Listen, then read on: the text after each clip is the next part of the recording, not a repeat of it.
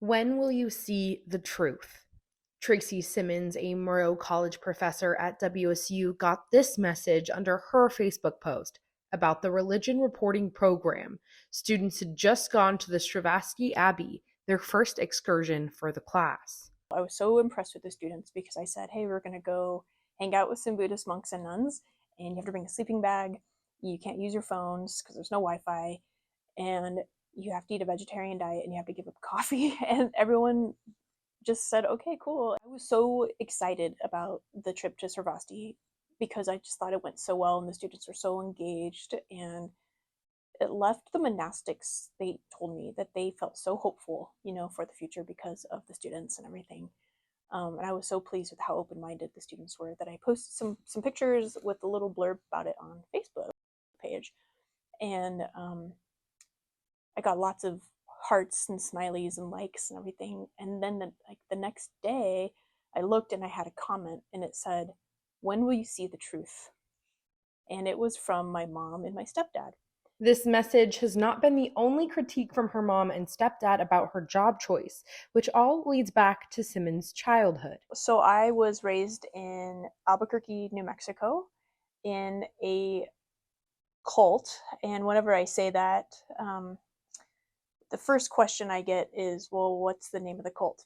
But cults really don't have a name until they do something that gets the media's attention, right? And there's a lot of cults that are just, this sounds kind of scary, but they're just quietly among us. Simmons explains that on the outside, her childhood looked normal. She lived in a normal house on a normal street, went to a public high school, played soccer, worked at her school newspaper.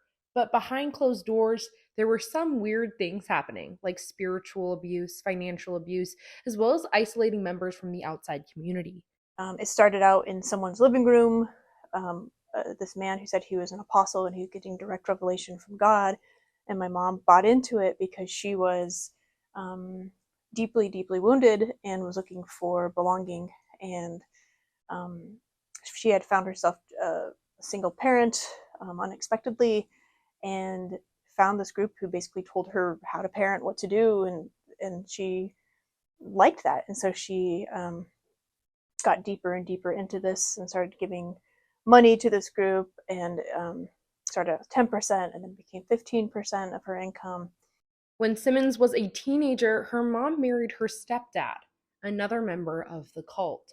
Her mom and stepdad had Hindu neighbors. And I wanted to know why they dressed the way they did and why their house always smelled so good. Um, and my mom and stepdad would actually like make fun of them, which I thought was really mean.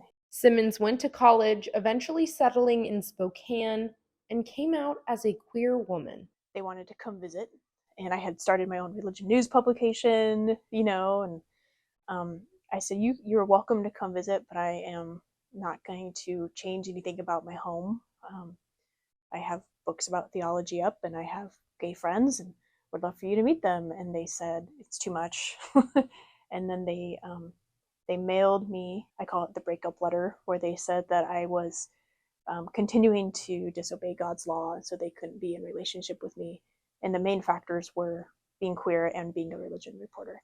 And then they sent me two big UPS boxes full of my childhood things. I asked Simmons what she did with the comment after over 7 years of not speaking to them. I blocked them. I deleted the comment. My page is public, so no one can see. And then I realized after some reflection that it's a reminder of why I do what I do, is because I was raised in this closed-minded, narrow, isolating, hateful upbringing. And it just, that's what propelled me to learn about my neighbors and become a religion reporter. Tracy Simmons' religion reporting project leaves from this building and goes off on their excursions. I talked to one of the people that the religion reporting project met with just last week. Webb French is a part of the Heritage Idaho Christian Fellowship. I asked him how he felt about students coming to learn more about their community. We love a chance to get to tell our story, and we love questions. I'm hearing from people all across the country who are watching the religion reporting project. I even got an email from a reporter at the New York Times who was like, this is so cool that you're doing this. So I hope I hope that goes to show that other people besides just me value what we're doing. For Murrow News 8, I'm Morgan White.